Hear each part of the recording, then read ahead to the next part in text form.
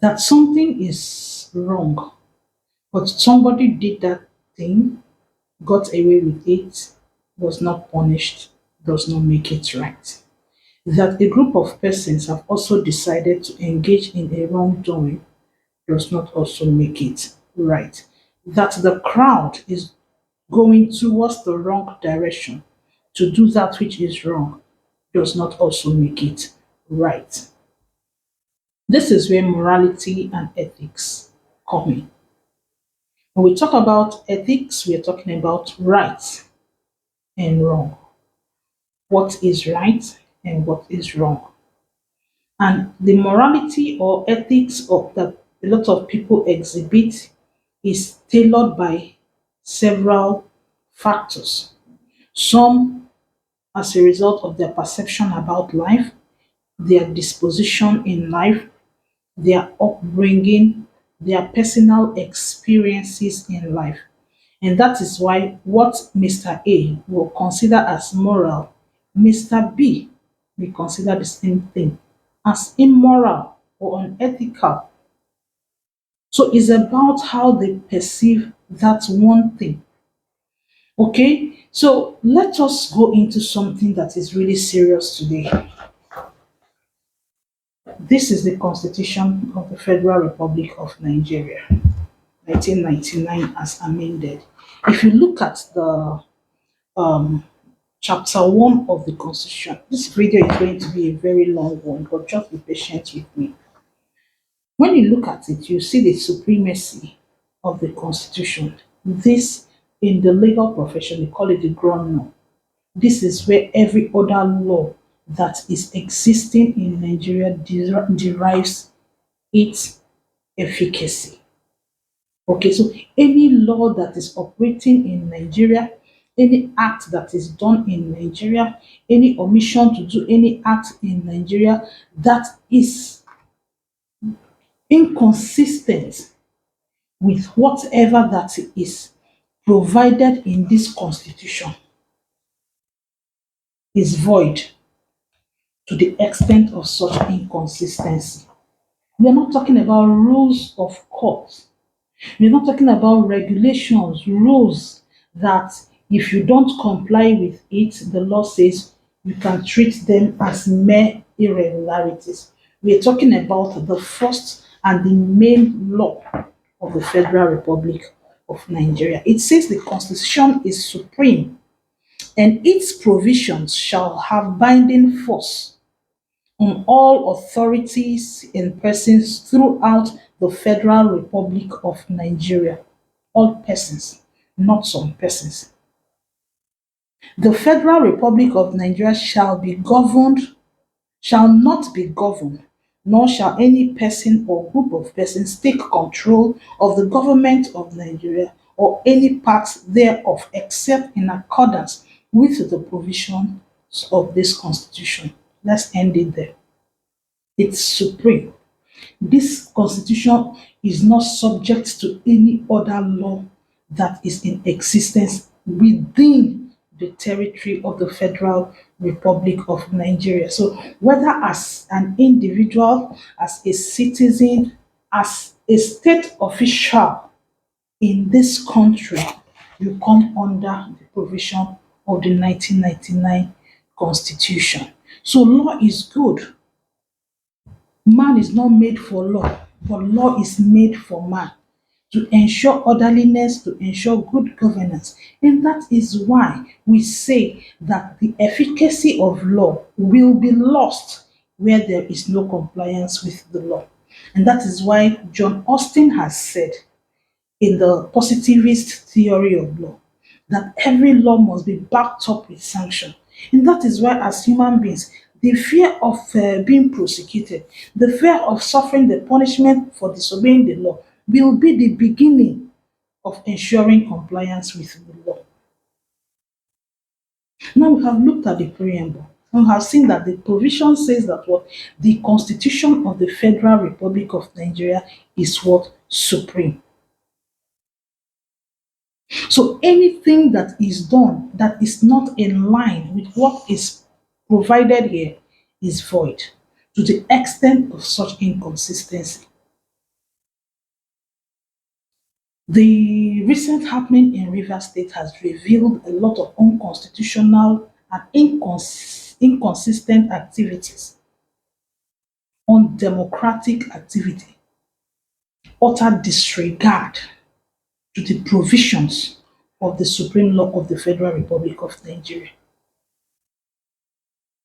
When we look at the Constitution, there is it as a PhD student who is actually writing on immunity of state officials and diplomatic agents. I have discovered that immunity that is given to diplomats, that is given to state officials, is not to benefit themselves, but what? To avoid distractions while they are occupying the positions that they have been designated to occupy. It is not for selfish benefits. It is not to be used as a cloak to commit unconstitutional acts, illegal acts, prohibited acts. No. Now, when you look at this same constitution of the Federal Republic of Nigeria that is supposed to govern you and I, you will see under section 188. You can look it up later, section 188, how you can remove a governor from office. It is very clear. The law is very straightforward. It is very, very, very clear how you can remove a governor from office. The law did not say you can suspend the governor. Why? Because the governor enjoys immunity under Section 308 of the Constitution of the Federal Republic of Nigeria. That is a serious violation of the immunity of the governor of a whole state. Section 188 has itemized grounds that you can remove what? A governor. It says that look, where there is an allegation, send a copy of that allegation to the governor, to the person that's holding that office. Send the same copy to all members of the House of Assembly. Set up a panel to investigate it. If they look at it and they cannot find anything, no proceeding will take place. If they do what? They investigate and there's actually the existence of such allegation, whether he decides, the holder of that office decides to defend himself or not, the proceedings will go on. And whatever the panel finds, no court will challenge it. And it cannot be challenged in any court. That is the position of our law. The law does not say that you can suspend the person. And there are grounds that have been listed out. That when these things happen, gross misconduct, what gross misconduct are we talking about in Rivers State? Rivers State has been peaceful. Now, if you go over to section 305, you will also discover grounds that must exist. The Constitution provides for 6 conditions that when you see those things happen, you know that there is need to declare a state of emergency.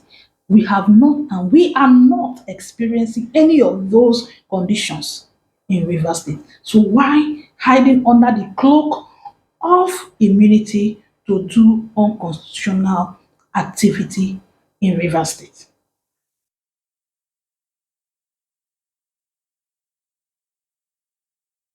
308 says the governor, the deputy governor, the president, the vice president, all of these persons enjoy immunity. Whatever you want to do, hold on until they leave that office so that you don't interrupt the system. Now, when we talk about the oil and gas industry, my people, there are several laws, regulations that are governing the oil and gas industry. That is why I was asking my principal the other day, I said, okay, I have looked at this 1999 constitution. When he said that our constitution did not just take time to talk about family, what will make a family, how the family will look like in Nigeria, and different other things. And he said, look, this is supreme.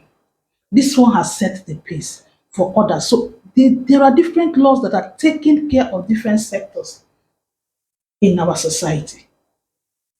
And the oil and gas industry is also sufficiently provided for by different laws. We have the PIA, the Petroleum Industry Act, which is just a recent law that governs that industry.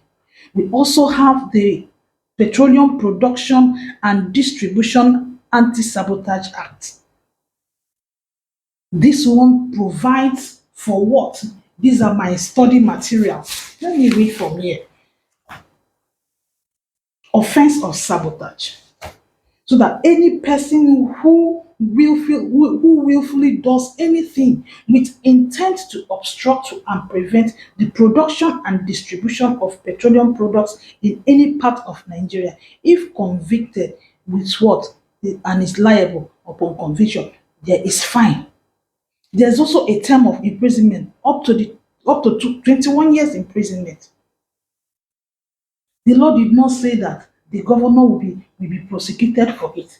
The law did not say that the governor should rush down and confirm what just happened. There are procedures that different laws have taken care of.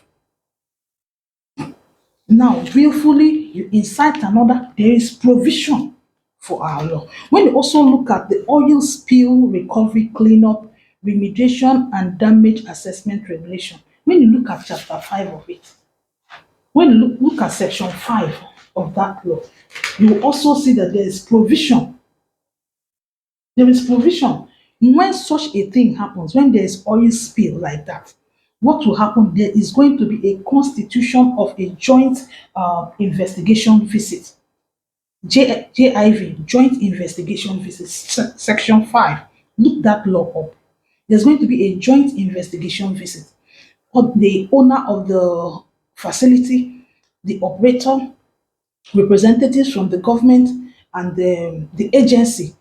We have agencies that look at and administer and monitor how these activities are done. They will go and investigate, make a report and submit that report, inform the government.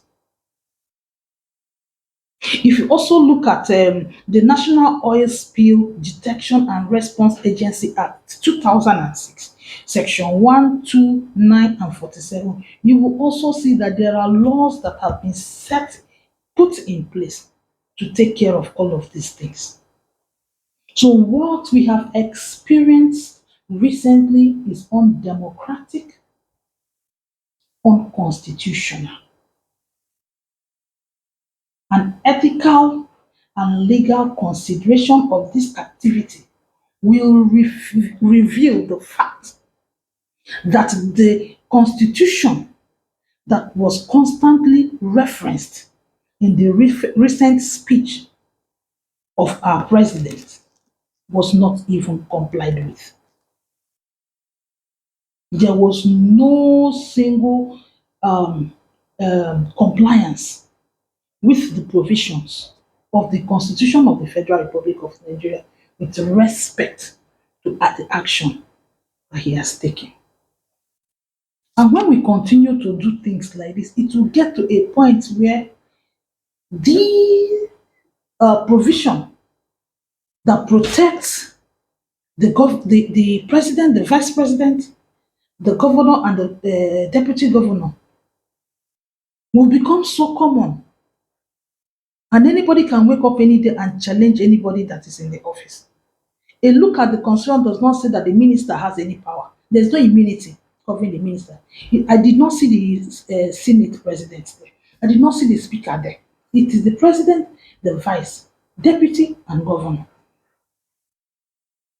So if they want to do things like this, they should go back to the drawing board, amend the constitution again so that they can do whatever that they want to do. These are people's lives that they are playing with. We that are in River State, we are not having problems in River State. The level of peace we have experienced recently in River State, calmness, we have not seen it in the last 10 years. We have not seen it in the last 10 years. You can go about your activity, you can go to your village and come back without anybody harassing you. That is the level of peace that we have now in River State. So how will somebody now just wake up and read something drafted in the paper that you are declaring a state of emergency? A state of emergency in a calm and orderly state, we should do better. This is Xavier Law Essence. This is where we give you premium legal tips to help you make informed decisions, live informed life, and discover the best version of yourself. See you there.